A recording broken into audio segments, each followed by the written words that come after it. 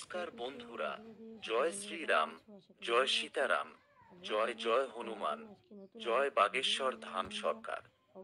বন্ধুরা, যদি আপনার বাড়িতেও কেউ খুব রেগে যায়, সে বাচ্চা হোক বা প্রাপ্তবয়স্ক, আপনার কথা শোনে না, আপনি বুঝিয়ে বুঝিয়ে ক্লান্ত হয়ে পড়েছেন, অকারণে বা ছোটখাটো কারণেই খুব বেশি রেগে যায়, তাহলে আজকের ভিডিওটি আপনার জন্য। একজন ব্যক্তির রাগ শুধু তার ক্ষতি করে না, পুরো পরিবারের সুখ শান্তি নষ্ট করে দেয়। তাই এমন পরিস্থিতিতে আপনি যদি গুরুজির দেওয়া এই 3টি সহজ উপায়ের মধ্যে যে কোনো একটি উপায় অনুসরণ করেন, তাহলে আপনি অবশ্যই উপকৃত হবেন। আপনার সন্তান, স্বামী বা পরিবারের অন্য কোনো সদস্য যদি খিটখিটে হয়ে যায়, ভুল পথে চালিত হয়, বা রেগে গিয়ে নানাবিধ ক্ষতি করে বা হাত পর্যন্ত উঠিয়ে দেয়, তাহলে এই ভিডিও সবসময় আপনার কাজে লাগবে। গুরুজির দেওয়া এই উপায় আপনি নিজের জন্য করতে পারেন, বা স্বামী, সন্তান বা অন্য কোনো ব্যক্তির জন্য আপনি করতে পারেন। তাই পুরো ভিডিওটি খুব মনোযোগ দিয়ে শুনুন। বন্ধুরা, যে ব্যক্তির খুব রাগ, আপনি যদি তার জন্ম কুণ্ডলী পরীক্ষা করেন, তাহলে দেখতে পাবেন সেই ব্যক্তি মঙ্গল দোষে ভুগছে। মঙ্গল দোষের কারণে মানুষ অকারণে রেগে যায় বা খিটখিটে হয়ে যায়। মঙ্গল গ্রহকে উগ্র গ্রহ বলে মনে করা হয়। এই গ্রহ পিতা পুত্র বা পিতামাতার মধ্যে বৈষম্য সৃষ্টি করে, ভাষার উপর নিয়ন্ত্রণ থাকে না। মঙ্গল খারাপ অবস্থানে থাকলে বা নিচে অবস্থান করলে, বাচ্চা হোক বা বড়, তারা ভীষণ রাগী হয়। সে না চাইলেও তার মনে রাগ আসবে এবং সে রেগে যাবে। এ কারণে অফিসে বা কর্মস্থলে তাকে অসুবিধার সম্মুখীন হতে হয়, বা বাড়িতেও অশান্তির পরিবেশ সৃষ্টি হয়। এদের কথা বলার ধরনের কারণে অনেক সম্পর্ক ভেঙে যায়। আপনি নিশ্চয়ই দেখেছেন, যখন কেউ রেগে যায়, সঠিক জায়গায় সঠিক কথা না বলতে পারার কারণে সেই ব্যক্তি সর্বত্র কষ্ট পায়। আপনি নিশ্চয়ই জানেন মহাভারত কেন হয়েছিল। দ্রৌপদী ধৃতরাষ্ট্রের ছেলেকে বলেছিলেন, অন্ধের ছেলে অন্ধ হবে না। তিনি ঠিক কথাই বলেছিলেন, কিন্তু তার কথা বলার ভঙ্গি ঠিক ছিল না। অর্থাৎ কোথায় কি বলতে হবে সেই বুদ্ধি না থাকার কারণে ব্যক্তি মহাভারতের চেয়েও বড় যুদ্ধ করে দেয়, বাড়ির সবাইকে অসুখী করে তোলে। তাই এমন পরিস্থিতিতে আপনাদের কিচ্ছু করার দরকার নেই, এই 3টি সহজ উপায়ের মধ্যে যে কোনো একটি করতে হবে। তো চলুন দেরি না করে বাগেশ্বর ধাম সরকারের প্রথম উপায় জেনে নেওয়া যাক। বাগেশ্বর ধাম সরকার পণ্ডিত ধীরেন্দ্র কৃষ্ণ শাস্ত্রী বলেছেন, আপনাকে স্তম্ভেশ্বর মহাদেবের নাম নিয়ে একটা লাল কাপড়ে চাল বেঁধে রাখতে হবে। আপনি যদি চাল ব্যবহার না করেন, তবে আপনি গমও ব্যবহার করতে পারেন। তবে চাল ব্যবহার করার চেষ্টা করুন, খুব ভালো হবে। প্রথমে আপনি রুমাল সাইজের একটি লাল কাপড়ে একটু চাল বা গম বেঁধে নিন। এরপর যে ব্যক্তির প্রচুর রাগ, সে যদি রাজি হয়, তাহলে এই চালের পুঁটলি তার গায়ে স্পর্শ করান। জোর করে স্পর্শ করাতে যাবেন না, এতে অশান্তি সৃষ্টি হতে পারে, কারণ তার নিজের উপর কন্ট্রোল নেই। এমন পরিস্থিতিতে সে যখন কাজে ব্যস্ত থাকবে বা ঘুমিয়ে থাকবে, তখন স্পর্শ করান।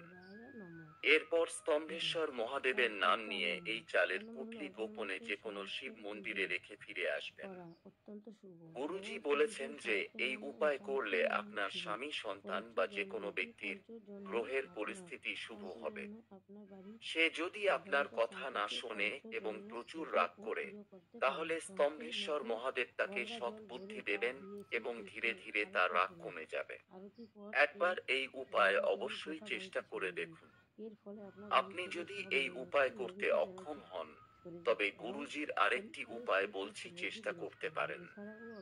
বাগেশ্বর ধামের গুরুজি বলেছেন, আপনার কাছে যদি কোনো রুদ্রাক্ষ থাকে, সে একমুখী হোক বা পাঁচমুখী, আপনি সেই রুদ্রাক্ষের জল রাগী ব্যক্তিকে স্পর্শ করে মহাদেবের শিবলিঙ্গে নিবেদন করুন। কিভাবে করবেন ভালো করে বুঝে নিন। আপনি যে কোনো একটি পাত্রে শুদ্ধ জল নিন, তারপর তাতে রুদ্রাক্ষ রাখুন। এরপর এই জলের পাত্রটি সেই রাগী ব্যক্তির শরীরে স্পর্শ করান, কিভাবে স্পর্শ করবেন আগের উপায়ে বলা হয়েছে।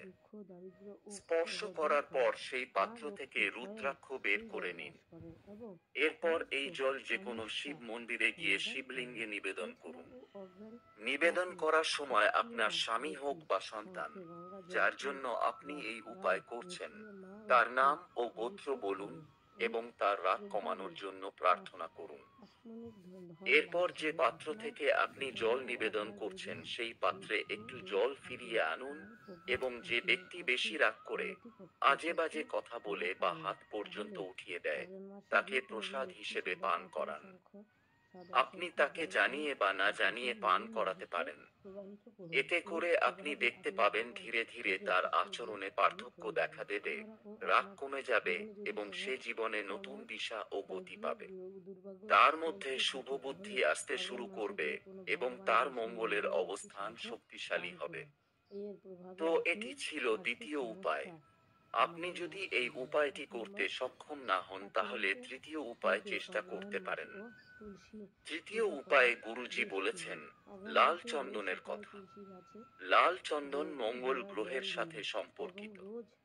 আপনি যদি মঙ্গলবার দিন শিবলিঙ্গে জল নিবেদন করার পর শিবলিঙ্গে লাল চন্দনের ত্রিপুণ্ড তৈরি করেন এবং সেই লাল চন্দনের কিছু অংশ নিয়ে রাগী ব্যক্তির বুকে, গলায় এবং কপালে তিলক লাগান বা ত্রিপুণ্ড তৈরি করেন, তাহলে বাচ্চা হোক বা বুড়ো, ধীরে ধীরে তার রাগ ঠান্ডা হতে থাকবে এবং সেই ব্যক্তি সমস্ত ঝামেলা থেকে মুক্তি পেতে শুরু করবে।